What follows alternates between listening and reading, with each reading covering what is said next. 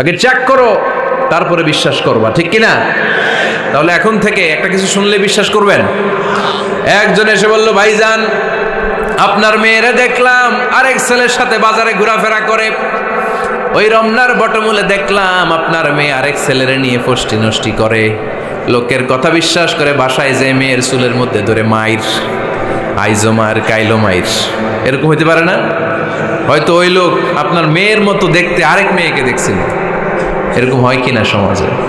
একজন এসে বললো, ভাই আপনি এখানে ভাবিরে তো দেখলাম ওই জায়গায় আরেক লোকের সাথে ঘোরাফেরা করতেছে, খবর রাখেন না বাসা? আপনি রেগে মেগে, ঘটনা কি? আমার খেয়ে আমার পরে আরেকজনের সাথে, যে এই বাড়িতে যে মায়ের, কোনো কথা নেই। দেখবেন যে ছোট্ট মারামারি থেকে এই ঘটনা অনেক সময় বিচ্ছেদ বা ডিভোর্স পর্যন্ত গড়ায়, ঠিক কিনা? ওই যে শোনা কথায় কান দিচ্ছেন, ফাতাবাইয়ুন, আপনি চেক করেন নাই। হয়তো আপনার স্ত্রীর মতো দেখতে বা আপনার স্ত্রী যে জামা পরে, যে পোশাক পরে, এরকম পোশাক পরে আরেক নারীকে দেখছে, আপনার বউ না এটা। আপনার মেয়ের ব্যাপারে যে তথ্য দিয়েছে এটা সঠিক নয়, সে আপনার মেয়ের মতো আরেকটা মেয়েকে দেখেছে, এসে আপনার কাছে বলে দিছে, আপনি বিশ্বাস করছেন। ভেজাল আছে না নাই? এই ভেজালগুলোকে থামানোর জন্য কোরআনে এই বিধানগুলো নাজিল করেছে কে? তাহলে ফরিদপুরের ভাইয়েরা, সমাজটারে সুন্দর রাখার তথ্য একটা শুনলেই বিশ্বাস করবেন না। সিলে কান নিয়ে গেছে শুনলেই সিলের পিছনে দৌড়, নাকি? কি করবেন? আগে কানে হাত দিয়ে একটু দেখবো কান দুইটা আছে না নাই, তারপরে চিলের পিছনে দৌড়ান। তাহলে এখন থেকে আমরা তথ্য একটা শুনলে বিশ্বাস করব। তাহলে কি করবেন? বলতে হবে কি করবেন? যাচাই বাছাই, জাস্টিফিকেশন অফ দ্য নিউজ। কোন নিউজ জাস্টিফিকেশন ছাড়া আমরা প্রচার করব, বিশ্বাস করব, শেয়ার করব না। আল্লাহ বললেন, ইয়া আইয়ুহাল্লাযীনা আমানু লা ইয়াসখার কওমুম মিন কওম। ওহে আমার ঈমানদার বান্দারা, শোনো শোনো, খবরদার কখনো কোনো মুমিন বান্দারে ঠাট্টা করো না, অবজ্ঞা করো না, ঠাট্টা করো না। তার মনে কষ্ট হয় এমন কোনো কথা তারে বলো না। Never scoff of anybody. কাউকে নিয়ে ঠাট্টা করবেন না, তার দেহ নিয়ে, তার আকৃতি নিয়ে, তার বংশ নিয়ে। এক লোকের বাবা ছিল চোর, কিন্তু তার ছেলে অনেক ভালো। আপনি কি তারা বলতে পারবেন তুই চোরের ঘরের চোর? বলতে পারবেন? চুরি করছে বাবা, ওর কি দোষ? কথা বলেন। এগুলো কবিরা গুনাহ। আওয়াজ করে বলেন তো কি গুনাহ? কবিরা গুনাহ। কারো আকৃতি নিয়ে, আমার ফরিদপুরের কলিজার টুকরা যুবক ভাইরা, কারো আকৃতি নিয়ে কখনো অবজ্ঞা করবে না, তুচ্ছ জ্ঞান করবে না। এটা কবিরা গুনাহ, এটা আল্লাহ খুব অপছন্দ করেন। এর কারণ আকৃতিটা আমাদের হাতে নাই। আমাদের কারো নাক লম্বা, কারো খাটো, আমরা কেউ কালো, কেউ সাদা, আমরা কেউ স্মার্ট, কেউ অন্যরকম। তো এই যে আমাদের এক এক ধরনের আকৃতি, এটা কি আমি বানাইছি? আপনি বানাইছেন? দিছে কে?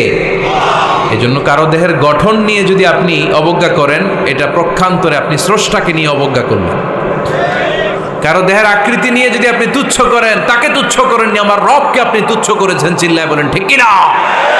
খবরদার, তুই কালু, তুই লম্বু, তুই মোটু, তুই কানা, তুই রোহিঙ্গা, আছে না নাই? ইদানিং ইদানিং এটা খুব চলে। এই রোহিঙ্গা নামটা আছে না? ফরিদপুরে এগুলো ঢুকে নাই না? আমাদের ওইদিকে দেখি কি অবস্থা, কারোর সাথে কেউ লাগলে তুই রোহিঙ্গা। কি আশ্চর্য, এই গালি কবে আসলো? হ্যাঁ, অনেক ধরনের গালি। ঢাকায় আর একটা চলে ফইন্নির ভূত, কি বলে? এই এগুলো আগে শুনি নাই আমরা, রিসেন্ট এগুলো বলা শুরু করছে। ফইন্নির ভূত, রোহিঙ্গা না, এগুলো বলে আপনি কাউকে অবজ্ঞা করতে পারবেন? পারবেন না। খবরদার, এটা কবিরা গুনাহ, এটার ছোট গুনাহ মনে করবেন না। কারণ আকৃতি নিয়ে তুচ্ছ করা যায় না, কারণ আকৃতি দান করেছে কে? হুয়াল্লাযী ইউসাউইরুকুম ফিল আরহামি কাইফা ইয়াশা লা ইলাহা ইল্লা হুয়াল আজিজুল হাকীম। তিনি এমন সত্তা যিনি তোমাদের চেহারার অবয়ব দিয়েছেন, তোমাদের আকৃতি দান করেছেন তখন যখন তোমরা মায়ের পেটের ভেতরে ছোট্ট জোকের মতো ছিলা। মায়ের পেটের ভেতরে আমরা যখন সবাই এত ছোট্ট, তখনই আমাদের চেহারার আকৃতি দিয়েছে কে? কে সুন্দর হব, কে ছেলে হব, কে মেয়ে হব, কে মোটা হব, কে চিকন হব, আমার ইচ্ছা হয়েছি? আওয়াজ করে বলতে হবে, কার ইচ্ছায়? প্রত্যেককে যদি আল্লাহ প্রত্যেকের নিজের চেহারা ডিজাইন করতে দিতেন, আল্লাহ যদি বলতেন তোমার চেহারাটা কেমন হবে তুমিই ডিজাইন করো, তাহলে আপনারা কেমন বানাতেন? হ্যাঁ বলেন, ফরিদপুরের ভাইরা বলেন, সুন্দর করে বানাতেন তাই না? সবচাইতে স্মার্ট, সবচেয়ে সুন্দর করে আমি আমার চেহারাটা বানাতাম যদি আমাকে ডিজাইন করার সুযোগ দেওয়া হতো। কিন্তু এই সুযোগ তো আল্লাহ দেন নাই। ডিজাইন স্বয়ং করে দিয়েছেন কে? কোন নারীকে যদি আল্লাহ বলতে এই নারীরা তোমাদের চেহারা কার কেমন লাগবে তোমরা বানাও, প্রত্যেক নারী কি করতো? বিশ্ব সুন্দরী করে নিজেকে বানাতো।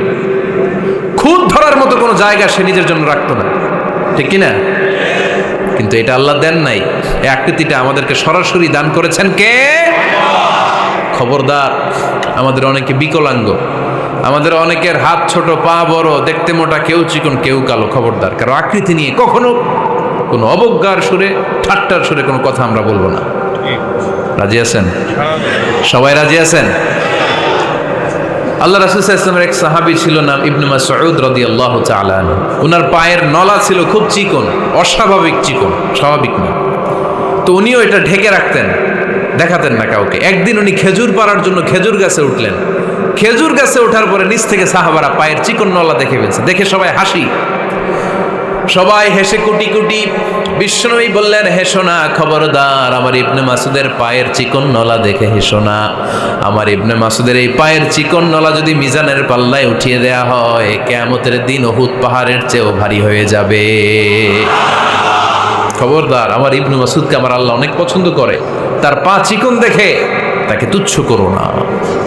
আল্লাহর হাবিব সাল্লাল্লাহু আলাইহি ইসলামের 11 জন স্ত্রীর মধ্য থেকে একজন স্ত্রী ছিলেন একজন স্থূল আকৃতির, অবিসিটি ছিল, একটু মোটা। ওনার নাম ছিল সাফিয়া রাদিয়াল্লাহু তাআলা আনহা। আম্মা জান আয়েশার সাথে একবার সাফিয়ার ঝগড়া। নবীদের বউদের মাঝে মাঝে মাঝে ঝগড়া হতো, তবে সেটা হতো মধুর ঝগড়া। সুবহানাল্লাহ পড়েন। আম্মা জান আয়েশা রাদিয়াল্লাহু তাআলা আনহার বাসায় একদিন বিশ্বনবী বসা ছিলেন, আরেকজন স্ত্রী, বিশ্বনবীর আরেকজন স্ত্রী রান্না করে কিছু খাবার আম্মা জান আয়েশার ঘরে পাঠিয়েছেন। এক দাসী দিয়ে বলল, যাও এটা আয়েশার ঘরে দিয়ে আসো, কারণ নবী আয়েশার ঘরে। আম্মা জান আয়েশা রাদিয়াল্লাহু তাআলা আনহা বললেন, এগুলো কি? ওই দাসী বলে, তরকারি। কে দিছে? অমুক স্ত্রী। কেন দিয়েছে? আমি কি রান্না করতে পারি না? তোমরা রান্না তোমরা খাও। এই কথা বলে পাতিল সহ উড়ায় মারছে চেহারার মধ্যে। এর কারণ ওনারা মানুষ ছিলেন, মানবীয় ব্যাপারগুলো ওনাদের মধ্যেও কাজ করত। আবার এক স্ত্রী ঝোল দিয়ে রান্না করে কিছু খাবার নিয়ে এসেছে। আম্মা জান আয়েশা রেগে মেগে ওই ঝোল নিয়ে ওই স্ত্রীর গালের মধ্যে মেখে দিয়েছেন। বিশ্বনবীর আরেক বউয়ের গালের মধ্যে ওই ঝোল লাগাই দিস। এবার ওই স্ত্রী বিশ্বনবীর কাছে যেয়ে বলে, ইয়া রাসূলুল্লাহ, দেখেন আয়েশারে আপনি বেশি আদর করেন তো, দেখেন কি করে আমাদের সাথে। এই যে আমাদের গালের মধ্যে ঝোল মাখাই একেবারে মেকআপ বানাই দিচ্ছে। বিষ্ণু ইসা ইসলাম বললেন, তাই আয়েশাকে ডাকো। আম্মা জান আয়েশা রাদিয়াল্লাহু তাআলা আনহা আসলেন। আল্লাহ রাসূল সাল্লাল্লাহু আলাইহি ওয়াসাল্লাম বললেন, তুমি কি আমার এই স্ত্রীর সাথে এমন আচরণ করেছো? আম্মা জান আয়েশা বললেন, করেছি। কেন? আম্মা জান আয়েশা বললেন, তখন মেজাজটা গরম ছিল, এখন বুঝতে পারতেছি আসলে এই কাজটা করা ঠিক হয় নাই। এবার বিশ্বনবী বিচার করবেন। বিশ্বনবী বললেন, আল কিসাস, যেমন করা হয়েছে বিচার হবে তেমন। তোমার গালে যেমনি ঝোল লাগাই দিয়েছে, তুমি একটু ঝোল নিয়ে আয়েশার গালে লাগাই দাও। সুবহানাল্লাহ পড়বেন না? ওই স্ত্রীও কিছু ঝোল নিয়ে আম্মা জান আয়েশার গালে লাগাই দিল। এখন দুইজনে হাসতেছে, বিশ্বনবীও হাসলেন, আরশের উপর থেকে খুশি হয়ে গেলেন কে? তো স্ত্রীদের মধ্যে মাঝে মাঝে এটা ঘটতো। সাফিয়া রাদিয়াল্লাহু তাআলা আনহা ছিলেন একটু মোটা। আম্মা জান আয়েশা বললেন, ইয়া রাসূলুল্লাহ, দেখেন আপনার মুটি বউ, আপনার মুটকি বউ, এই মুটি বউ বলে একদিন একটা গালির মতো দিয়ে ফেলছে। আল্লাহ রাসূল সাল্লাল্লাহু আলাইহি ওয়াসাল্লাম রেগে গেলেন, বললেন, আয়েশা এটা কেমন কথা তুমি বললা মুটি? আমার সাফিয়ারে তুমি মুটি বলে গালে দিলা রে আয়েশা। ইয়া আয়েশা লাকাদ কুলতি লা কালিমা লাউ মুজিজাত বিমাইল বাহরি লামাজাজাতহু। এমন একটা মন্তব্য তুমি সাফিয়ার ব্যাপারে করে ফেলেছো রে আয়েশা, এই কথাটা যদি সাগরের নীল পানির মধ্যে ছেড়ে দেয়া হয়, এই কথার পঙ্কিলতার কারণে, এই কথার কর্দমাক্ততার কারণে, এই কথার পঙ্কিলতার কারণে সাগরের সব পানিগুলো মুহূর্তের মধ্যে কালো হয়ে যাবে। এই কথাটা সাগরে ফেলে দিলে সাগরের নীল পানি পুরোটা কালো হয়ে যাবে। আয়েশা, খবরদার, কাউকে তুচ্ছ করে অবজ্ঞা করে কখনো কিছু বলা যাবে না। এই জিহ্বাটা এটা ভয়ঙ্কর একটা অঙ্গ। বেশিরভাগ পাপ এই জিহ্বা দিয়ে হয়। কি দিয়ে হয়? এই জন্য সাহাবারা জিহ্বা ধরে মাঝে মাঝে জিহ্বার মধ্যে ব্যাত মারতেন। আর বলতেন জিহ্বা তোর জন্য আমি আটকে যাব কিয়ামতের দিন। আমলিক আলাইকা লিসানাক, নিজের জিহ্বার মালিক নিজে হন। আপনার জিহ্বার মালিক যেন শয়তান না হয়ে যায়। জিহ্বা আপনার, শয়তানের ভাষায় আপনি কথা বলেন কেন? খবরদার, প্রতিটা কমেন্ট, প্রতিটা কথা, প্রতিটা মন্তব্য, এগুলোর ব্যাপারে কিয়ামতের দিন পাই টু পাই করে আপনার কাছে আল্লাহর সুপ্রিম কোর্টের কাঠগড়ায় দাঁড় করিয়ে আপনারা জিজ্ঞেস করবে কে?